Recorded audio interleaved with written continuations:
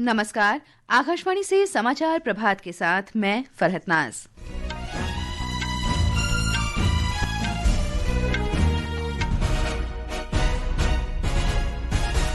और अब मुख्य समाचार। प्रधानमंत्री नरेंद्र मोदी आज पश्चिम बंगाल के मालदा में हावड़ा और गुवाहाटी के बीच चलने वाली देश की पहली वंदे भारत स्लीपर रेलगाड़ी को रवाना करेंगे।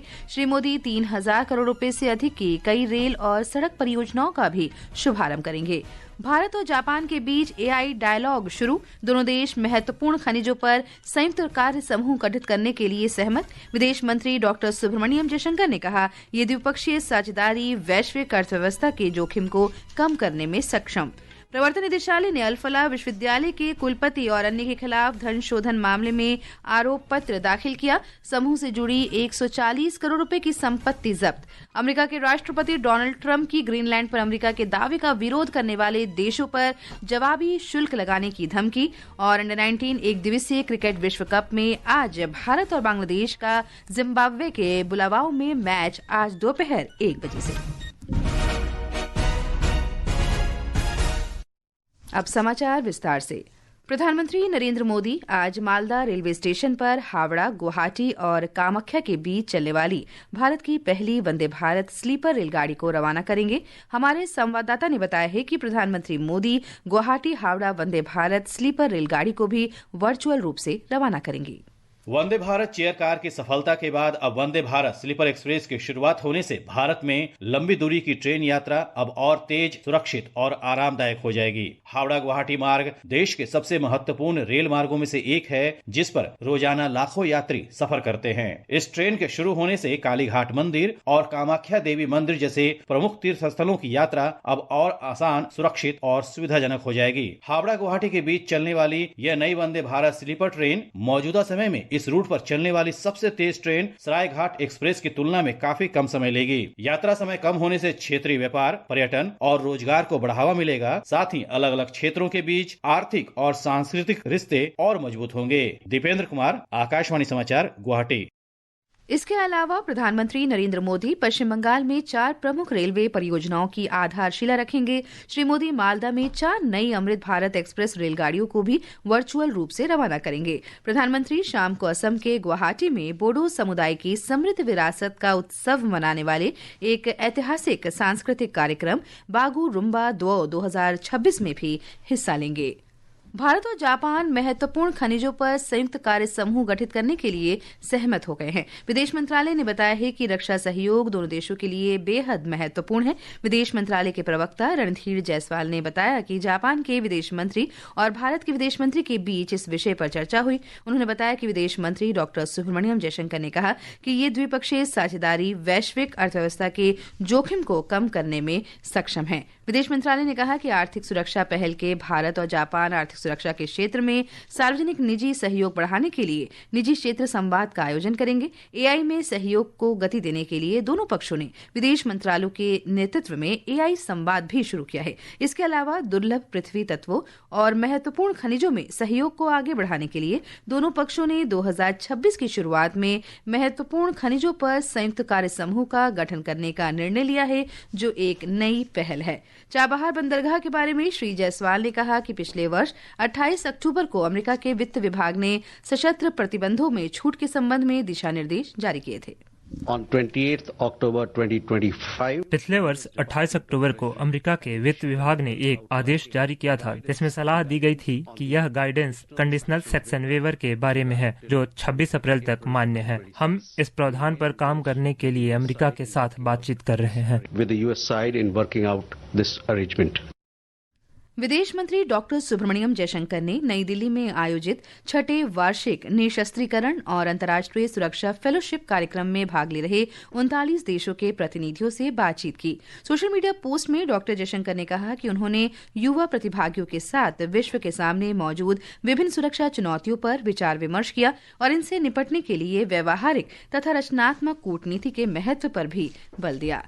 केंद्रीय इलेक्ट्रॉनिक्स और सूचना प्रौद्योगिकी मंत्री अश्विनी वैष्णव ने कहा है कि लक्षित नीति और वित्तीय सहायता के कारण भारत में उन्नत तकनीकों पर आधारित नवाचार तेजी से आगे बढ़ रहा है। सोशल मीडिया पोस्ट में श्री वैष्णव ने कहा कि आज भारत के 80% स्टार्टअप एआई आधारित हैं। उन्होंने कहा कि इंडिया सेमीकंडक्टर मिशन के अंतर्गत डिजाइन लिंक्ड इंसेंटिव योजना के माध्यम से अब तक 23 स्टार्टअप को सहायता दी गई है। ये समाचार आकाशवाणी से प्रसारित किए जा रहे हैं। ताजा समाचार जानने के लिए आप हमारे social media handle @AIR news Hindi को फॉलो कर सकते हैं। समाचार प्रभात में आपका फिर स्वागत है। प्रवर्तन निदेशालय ने अल-फलाह विश्वविद्यालय के कुलपति जवाद अहमद सिद्दीकी और अन्य के खिलाफ धन शोधन निवारण अधिनियम के अंतर्गत शिकायत दर्ज की है।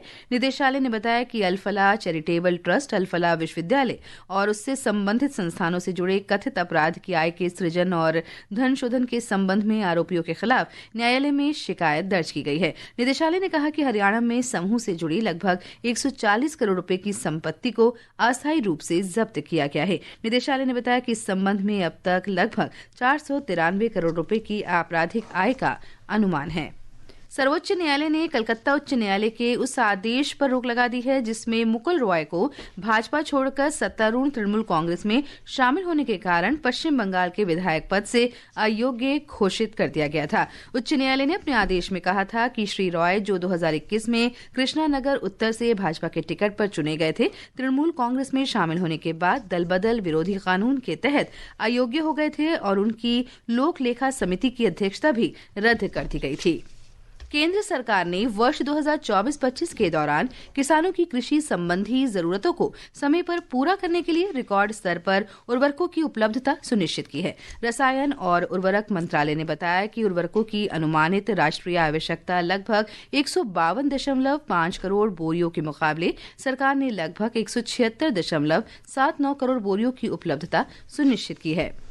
भारतीय जनता पार्टी और एकनाथ शिंदे के नेतृत्व वाली शिवसेना के गठबंधन ने बृहन्मुंबई नगर निगम चुनाव में 227 में से 118 सीटें जीतकर स्पष्ट बहुमत हासिल किया है। महाराष्ट्र राज्य चुनाव आयोग ने कल मध्यरात्रि तक 29 नगर निगमों की 2869 सीटों में से 2784 सीटों के परिणाम घोषित किए। भारतीय जनता पार्टी 1372 सीटें जीतकर सबसे बड़ी पार्टी के रूप में उभरी। प्रधानमंत्री नरेंद्र मोदी ने राष्ट्रीय जनतांत्रिक गठबंधन के जन कल्याण एजेंडे को पूरा करने के लिए महाराष्ट्र के लोगों को धन्यवाद दिया।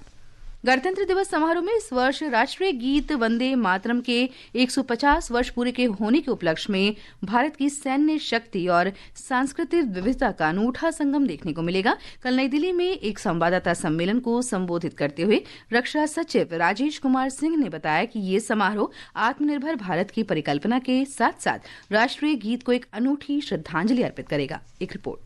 सोमवार से 26 जनवरी तक भारतीय सेना, भारतीय नौसेना, भारतीय वायुसेना, भारतीय तटरक्षक बल और अन्य केंद्रीय सशस्त्र पुलिस बलों द्वारा वंदे मातरम विषय पर अखिल भारतीय बैंड प्रस्तुतियां भी आयोजित की जाएंगी। प्रस्तुति स्थलों में पश्चिम बंगाल के निहाटी जिले में बंकिम चंद्र चट्टोपाध्याय का पैतृक घर और जन्म स्थान भी शामिल होगा। स्वतंत्र का मंत्र वंदे मातरम और समृद्धि का मंत्र आत्मनिर्भर भारत जैसे व्यापक विषयों पर आधारित विभिन्न झांकियां भी प्रदर्शित की जाएंगी। पिछले वर्षों में वंदे मातरम और आत्मनिर्भर भारत विषयों पर आयोजित विभिन्न प्रतियोगिताओं के शीर्ष 200 विजेता गणतंत्र दिवस परेड 2026 के साक्षी बनेंगे। शिवा मिश्रा, आकाशवाणी समाचार, दिल्ली।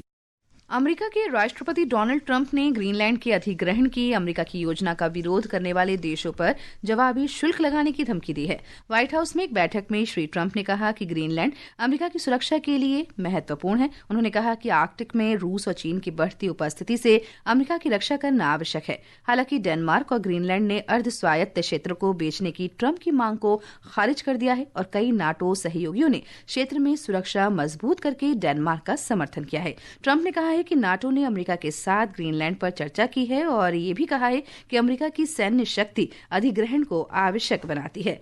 रूस ने कहा कि उसका ग्रीनलैंड पर कब्जा करने का कोई इरादा नहीं है और इस मुद्दे पर पश्चिमी देशों की भी उन्होंने आलोचना की। सोशल मीडिया पोस्ट में रूस के विदेश मंत्रालय की प्रवक्ता मारिया ज़खारोवा ने इसे पश्चिम की नियम आधारित अंतर्राष्ट्रीय व्यवस्था का पतन बताया। इस बीच डेनमार्क ने ग्रीनलैंड में अपनी सैन्य उपस्थिति बढ़ाने की योजना की भी घोषणा की। ईरान में सरकार की कार्रवाई के चलते प्रदर्शनों में मरने वालों की संख्या बढ़कर 3090 हो गई है, लेकिन अभी हालात सामान्य होने के संकेत दिख रहे हैं।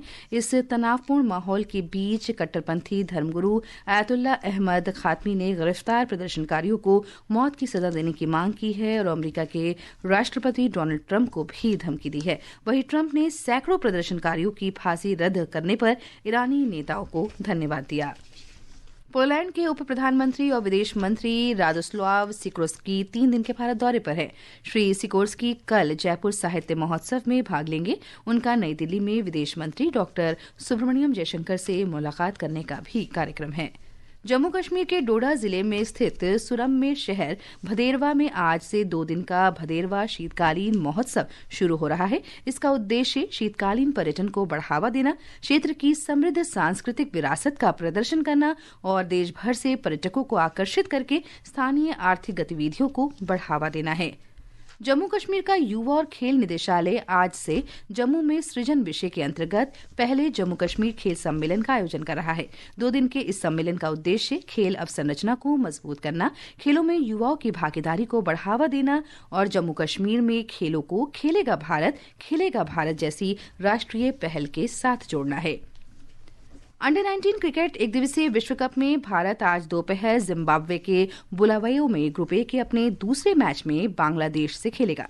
ये मैच भारतीय समय अनुसार दोपहर 1 बजे से खेला जाएगा।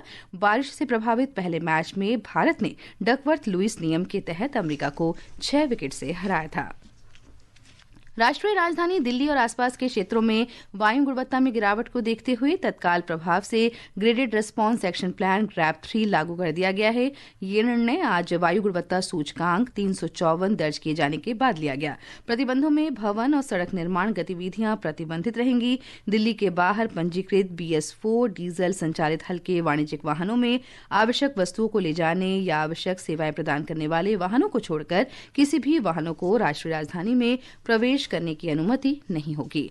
मौसम विभाग ने कहा है कि उत्तर प्रदेश और उत्तराखंड में आज घना कोहरा रहेगा। हरियाणा, चंडीगढ़, दिल्ली, बिहार, पश्चिम बंगाल, असम, सिक्किम, मेघालय में भी ऐसी ही स्थिति का अनुमान व्यक्त किया गया है। वहीं छत्तीसगढ़ और पूर्वी मध्य प्रदेश में शीतलहर की स्थिति बनी रहने की संभावना है।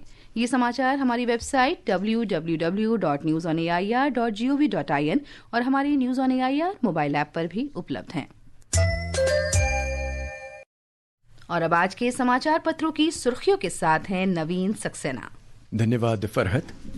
बृहन मुंबई महानगर पालिका के ऐतिहासिक चुनावी नतीजों से जुड़ी खबर आज सभी समाचार पत्रों में छाई हुई है। दैनिक जागरण लिखता है ब्रांड ठाकरे का आखिरी किला भी ढहा, मुंबई में बनेगा भाजपा का मेयर, 3 दशकों से बीएमसी की सत्ता पर ठाकरे परिवार का था वर्चस्व। अमर उजाला के शब्द हैं, मुंबई में ठाकरे की बादशाहत खत्म, पहली बार बनेगा भाजपा का महापौर। नवभारत टाइम्स ने अमेरिका के राष्ट्रपति डोनाल्ड ट्रंप के शब्द प्रकाशित किए हैं। पत्र लिखता है, ईरान मसले पर अमेरिका बोला, सभी ऑप्शन खुले, कहा प्रदर्शनकारियों की हत्या जारी रखी तो गंभीर परिणाम होंगे। अमर उजाला लिखता है, भारत के अपने नागरिकों को तुरंत ईरान छोड़ने की सलाह, प्रदर्शन थमे लेकिन हालात पर करीबी नजर। सट्टेबाजी, ऑनलाइन गेमिंग से जुड़ी 242 वेबसाइट पर लगी रोक, वॉकी टॉकी बेचने पर अमेजन समेत 8 पर जुर्माना, हिंदुस्तान की खबर है। राजस्थान पत्रिका ने दिल्ली के बांसेरा पार्क में अंतर्राष्ट्रीय पतंग महोत्सव में गृहमंत्री अमित शाह के पतंग उड़ाने की तस्वीर प्रकाशित की है। पत्र लिखता है, महोत्सव में अमित शाह ने दिखाए पतंगबाजी के दांव पेच। वहीं दैनिक भास्कर ने कर्नाटक के मैसूर में अनोखी परंपरा किच्चू हसूदू की तस्वीर दी है, जिसमें आग की लपटों के ऊपर से किसान बैल को छलांग लगवाते हुए नजर आ रहे हैं। ऐसी मान्यता है कि पवित्र आग के ऊपर से गुजरने से मवेशी बीमारियों से बचे रहते हैं। धन्यवाद नवीन। और अंत में मुख्य समाचार एक बार फिर। प्रधानमंत्री नरेंद्र मोदी आज पश्चिम बंगाल के मालदा में हावड़ा और गुवाहाटी के बीच चलने वाली देश की पहली वंदे भारत स्लीपर रेलगाड़ी को रवाना करेंगे। भारत और जापान के बीच AI डायलॉग शुरू, दोनों देश महत्वपूर्ण खनिजों पर संयुक्त कार्य समूह गठित करने के लिए सहमत। प्रवर्तन निदेशालय ने अल-फलाह विश्वविद्यालय के कुलपति और अन्य के खिलाफ धन शोधन मामले में आरोप पत्र दाखिल किया। अमेरिका के राष्ट्रपति डोनाल्ड ट्रंप की ग्रीनलैंड पर अमेरिका के दावे का विरोध करने वाले देशों पर जवाबी शुल्क लगाने की धमकी। और अंडर 19 एक दिवसीय क्रिकेट विश्व कप में आज भारत और बांग्लादेश का जिम्बाब्वे के बुलावाओ में मैच आज दोपहर 1 बजे से। इसके साथ ही समाचार प्रभात का ये अंक समाप्त हुआ। नमस्कार।